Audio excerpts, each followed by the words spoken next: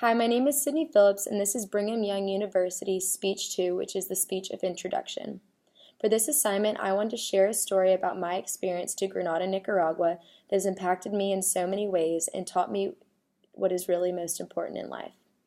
I'm addressing this because I want to share the importance of giving back to those that are less fortunate than ourselves and help people realize how lucky we are to have many of these luxuries that we do have that many don't have.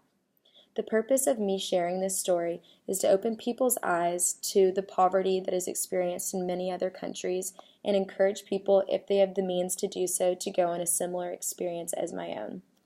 I want to focus on two main points throughout this story, and those two are my initial thoughts going into this experience and what I actually ended up getting out of this experience.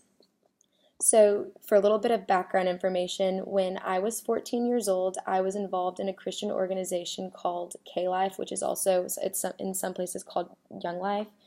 And I would look up to many of the Young Life leaders for guidance and became very, very good friends with many of them because they were older and I thought that they were pretty cool. But I look up to one Young Life leader in particular, and I never knew that she was going to end up exposing me to an experience that would forever be a life-changing one for me. Initially, going into this experience, I was prepared to step out of my comfort zone and expose myself to a culture that was much different than my own, but I did not expect to be as affected as I was when I traveled to a trash dump site in Grenada, Nicaragua, which is one of the most poverty-stricken areas in that entire country. So my K-Life leader, the one that I had become the closest to, had encouraged me to go on this mission trip with her. When we went to this trash dump site, I did not think much about where I was headed or where I was really going. But as we got closer and closer to the destination, the first thing I noticed was the smell all around me that seemed just to be absolutely everywhere that I was breathing in. And as we neared the entrance, there were sights of mounds of garbage and trash, and the sun was absolutely beating down on this trash. It seemed to be lighting up these hills, and it looked as though there were animals rummaging through this trash, but as we got closer and closer, we realized that what we thought were animals were actually people scavenging for any supplies or for shelter. So what had originally been a green, hilly landscape had been transformed into a home for aluminum cans, waste, animals, and unfortunately people.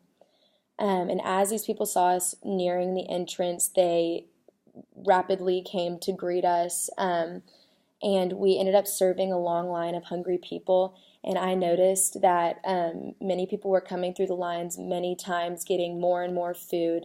And what I originally thought, my initial reaction was that these people were fast eaters, but to my astonishment, they were actually saving up food and gathering food to save for later. So here I was, a girl that is way too picky, is a very picky eater, where meanwhile many people don't have the luxury of having to pick their food at all. They just are lucky to have any food at all. These people didn't have meals cooked by any of their parents or food or meals that they could get on a college campus. They were just simply thankful to have any food at all. In conclusion, this experience at this dump site in Nicaragua has taught me to give thanks and be appreciative of the many blessings that I have in life, and to not lose sight of what is truly important, and just to be appreciative. Many of these people don't have nearly the luxury or amenities that many of us do have here in the United States.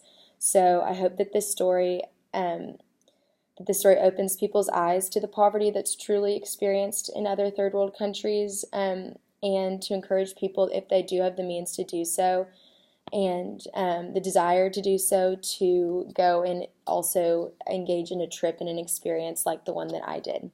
Thank you.